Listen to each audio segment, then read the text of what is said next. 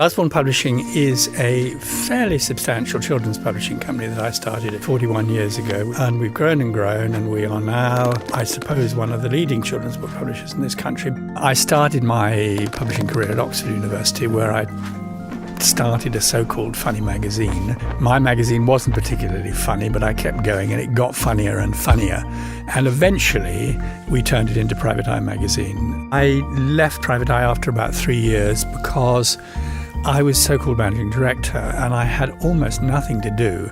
And I ended up working for a large publishing group as the chairman's assistant. And after a couple of years of doing that, my wife rang up and said, "I've got some news, you're going to be a father." And I marched into my boss's room, which is just through the door, and said, "John, can I stop being your assistant? Can I have something to do with children?"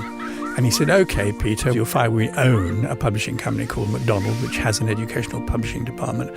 Get yourself a job." And I did. I got promoted, and eventually I met my boss. He said, "What are you going to do next?" And then I had a real moment of terror and said, "Well, I really want to start my own company." And he said to me, quite incredibly, "Ask me for the money." And I did. And I made a business plan, and it involved borrowing 20,000 quid, and I took it to a friend and said, "How's this for a business plan?" And he said, "Well, it's only got one mistake, add a naught." So I did, and asked for £200,000. I got it, and I started Usborne Publishing.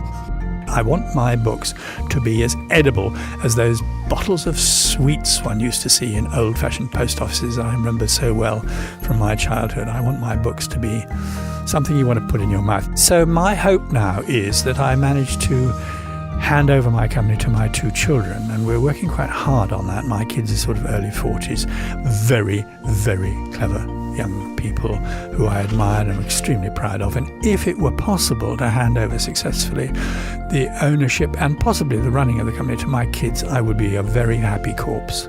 I'd be looking down with great pleasure.